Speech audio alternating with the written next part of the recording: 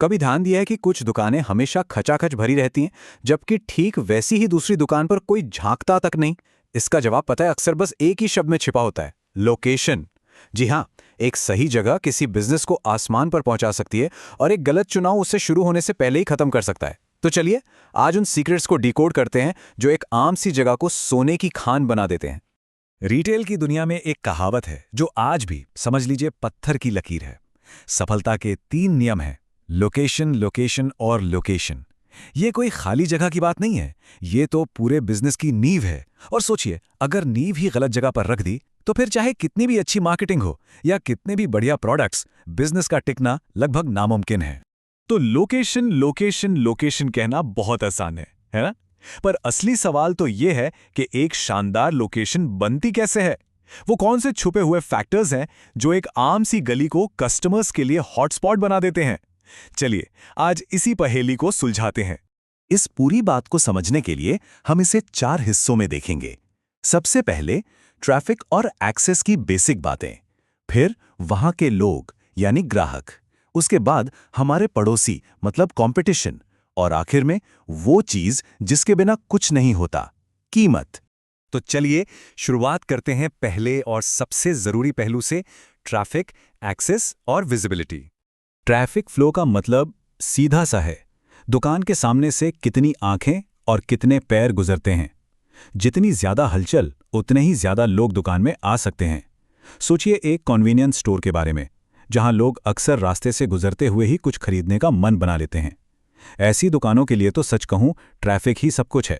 अब यहां एक बहुत बड़ा ट्विस्ट है, सिर्फ हजारों गाड़ियों का गुजरना ही काफी नहीं है। असली सवाल तो यह है कि क्या वो गाड़ियां रुक भी सकती हैं। मान लीजिए दुकान एक बिजी हाईवे पर है, ट्रैफिक जबरदस्त, लेकिन अगर वहां एक भी पार्किंग स्पॉट नहीं है या दुकान से बाहर निकलना नामुमकिन है, तो वो हजारों गाड़ियां बस धुआं हैं, ग्राहक नहीं। तो एक परफेक्ट लोकेशन कैसी दिखती है? कुछ ऐसी जो इन सब शर्तों को पूरा करती हो। मेन रोड के पास, ट्रैफिक लाइट से आसानी से एंट्री, आने जाने के कई रास्ते और कोई बड़ी रुकावट नहीं। अब जरा सोचिए, अगर दुकान तक पहुंचने के लिए किसी को 1 किलोमीटर लंबा यू टर्न लेना पड़े, तो क्या वो आएगा? कभी नहीं। वो आसानी से मिलने वाली दूसरी दुकान पर चला जाएगा। और हाँ, ये समझना भी बड़ा जरूरी है कि लोग वहां से किस मकसद से गुजर रहे हैं।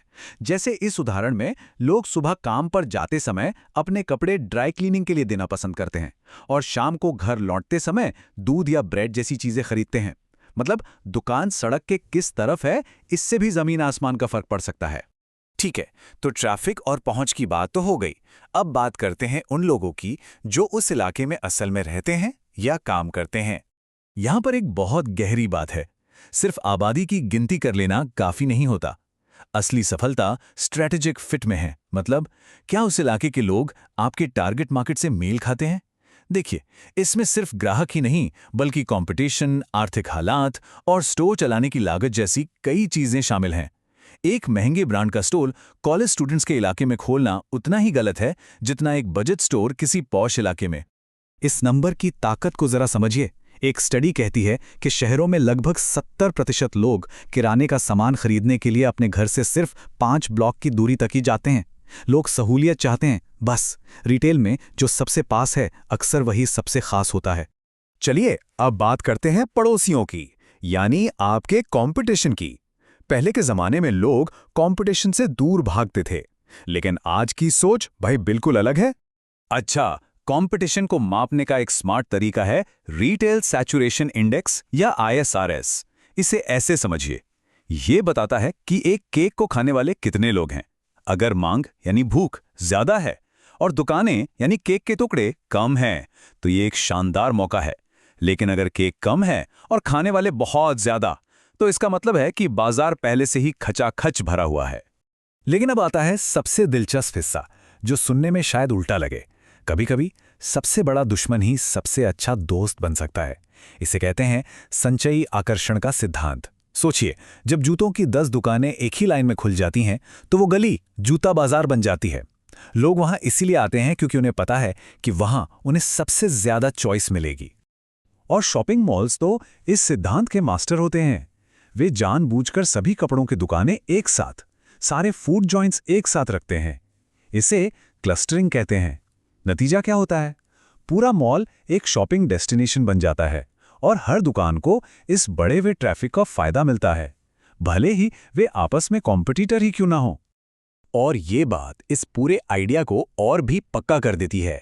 जब कॉम्पिटिटर्स के बगल में दुकान खुलती है तो एक बात तो तय होती है, आपके ग्राहक पहले से ही वहां मौजूद हैं। अब नए ग्राहक नहीं बनाने, बस उन्हें अपनी तरफ खींचना है, और ये लड़ाई जीतना अक्सर आसान होता है। और अब आते हैं सबसे प्रैक्टिकल बात पर, कीमत। एक बेहतरीन लोकेशन मिल भी जाए पर अगर उसका किराया ही नहीं दे सकते तो सब बेकार है। तो अब बात करते हैं कीमत की। यहाँ एक बहुत बड़ी गलती है जो कई लोग कर जाते हैं। वो सोचते हैं कि रिटेल का किराया भी ऑफिस के किराए जैसा ही होता है। बिल्कुल नहीं, दोनों में जमीन आसमान का फर्क है, चाहे वो लीज की अवधि हो या किराए का स्ट्रक्चर। रिटेल की दुनिया के अपने ही नियम हैं। रिटेल में एक बहुत ही आम मॉडल है minimum guarantee plus revenue share. इसमें रिटेलर एक कम बेस किराया देता है, लेकिन अगर उसकी बिक्री एक लिमिट को पार कर जाती है तो वो अपनी कमाई का एक हिस्सा मकान मालिक को भी देता है। ये दोनों के लिए एक विन विन सिचुएशन है। अगर स्टोर अच्छा नहीं चल रहा तो रिटेलर पर कम बोझ पड़ता है, और अगर स्टोर सफल होता है तो मकान मालिक को भी फायदा होता है। और हाँ, लीज एग्रीमेंट पर साइन करने से पहले इन 3 सेफ्टी नेट्स को जरूर जांच लेना चाहिए। पहला, एक्सक्लूसिव यूज क्लॉज, जो आपके कॉम्पिटिटर को उसी मॉल में आने से रोकता है। दूसरा, को टेनेंसी क्लॉज, जो आपको तब बचाता है जब मॉल का कोई बड़ा स्टोर चला जाए। ये छोटी छोटी कानूनी बातें बिजनेस को बड़े तूफानों से बचा सकती हैं। तो हमने एक बेहतरीन रिटेल लोकेशन के 4 स्तंभों को समझा: ट्रैफिक, ग्राहक, पड़ोसी और कीमत। लेकिन आज की दुनिया में एक नया खिलाड़ी मैदान में है, इंटरनेट। जब अगला कस्टमर गूगल मैप्स पर आपको ढूंढ रहा है, तो क्या सड़क पर एक बड़ी सी दुकान होना ज्यादा जरूरी है या गूगल पर टॉप पर दिखना? फिजिकल विजिबिलिटी बनाम डिजिटल विजिबिलिटी, आज के रिटेल की सबसे बड़ी लड़ाई शायद यही है। इस पर जरूर सोचेगा।